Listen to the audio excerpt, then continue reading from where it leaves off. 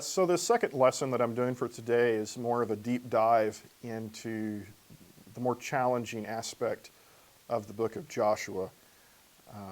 There is a lot of violence in the book of Joshua. It's a book about military conquest, which is itself daunting.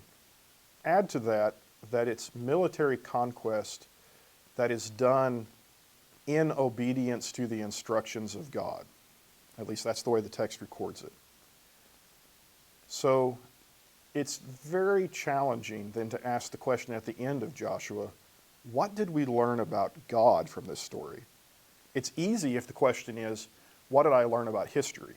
Okay, what I learned about history is this is how Israel got its land. But if the question is, what did I learn about God? In particular, is God a moral monster? And is he some kind of brutal God who sends his people out to murder other people? Is that the kind of God we serve? Is there any way to make sense of the violence in this text? That's a harder question. For me, it's one of the hardest questions. So I intentionally decided not to do this as my Sunday morning sermon because I have a rule. I don't think it's a good idea for the preacher to get up and preach his doubts about a text and say, here's all the things that I'm scared of and don't know what to do with.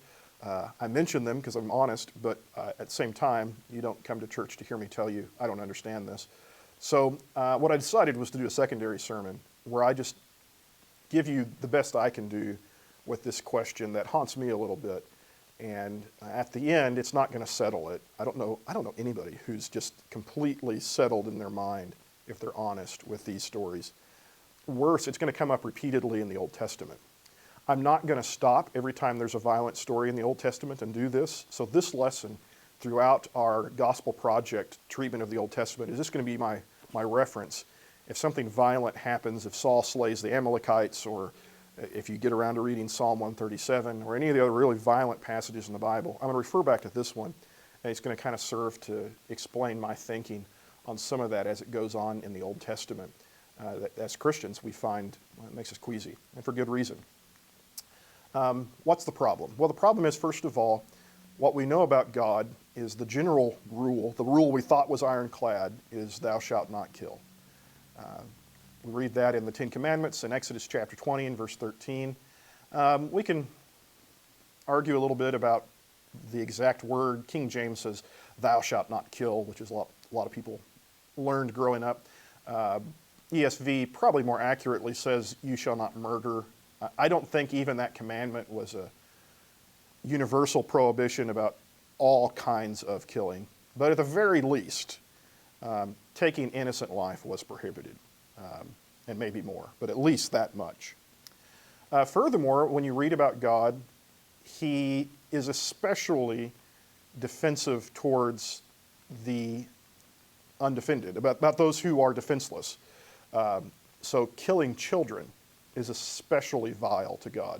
Leviticus chapter 18 verse 21 says, you shall not give any of your children to offer them to Molech, and so profane the name of your God. I am the Lord.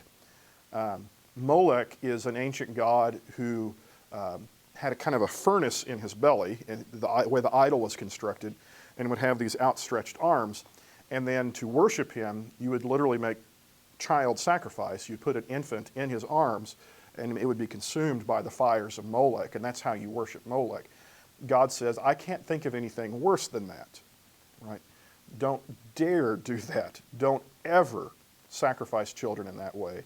It's completely unacceptable to God. Ezekiel 20, 30, 31, will you defile yourselves after the manner of your fathers and go whoring after the detestable things?